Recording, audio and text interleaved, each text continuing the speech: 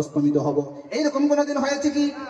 আল্লাহ যেদিন থেকে সূর্যকে সৃষ্টি করেছেন সেই দিন থেকে সূর্যকে যে কক্ষপথ দেওয়া হয়েছে, যে যে তাকে নিয়মাবলী দেওয়া হয়েছে, ওই নিয়মের বাইরে সে একটা কাজও করে না, তার নিয়ম মাফিক সে কাজ করেই চলছে।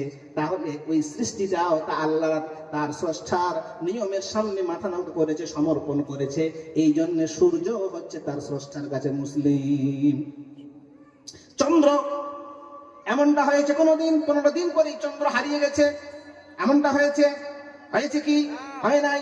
আচ্ছা বলেন তো, আমাদের বাড়িতে গরু থাকে, ছাগ থাকে, ছাগি থাকে, হাঁস থাকে, মুরগি থাকে।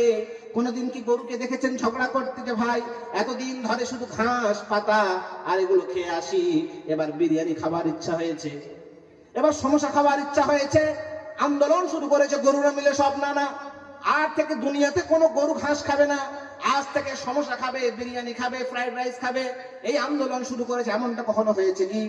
একটা গরুর বাচ্চা পৃথিবীতে ভূমিষ্ঠ হওয়ার পর থেকে তাকে আপনি জঙ্গলে রাখেন, বাড়িতে পুরে রাখেন, সে যখন খাবার খাবে সে কোন খাবার খুঁজবে? সে ঘাস পাতা, ভাত, এই ধরনের খাবার খুঁজবে। ফ্যাট জাতীয় খাবার খাবে না, বেশি প্রোটিন জাতীয় খাবার খুঁজবে না। এই যে নিয়ম আল্লাহ রাব্বুল আলামিন দিয়েছেন তাকে, ওই নিয়ম মাফিক এসেই তার জীবন যাপন করছে কি করে না ভাইরা আমার? তাহলে এই দিক থেকে সেও তার স্রষ্টার কাছে আত্মসমর্পণ করেছে। তাহলে পৃথিবীর যত সৃষ্টি আছে সমস্ত সৃষ্টি অর্থগত দিক থেকে কার কাছে আত্মসমর্পণ করে? তার স্রষ্টার কাছে আত্মসমর্পণ করে, তাই না? আপনি টাইগারকে দেখেন, জঙ্গলের প্রাণীদেরকে দেখেন। হাতি কোনোদিন কি বলে বাঘের মাংস খাওয়ার জন্য কিন্তু বাঘকে শিকার করে আনে না, নাকি? আনে কি?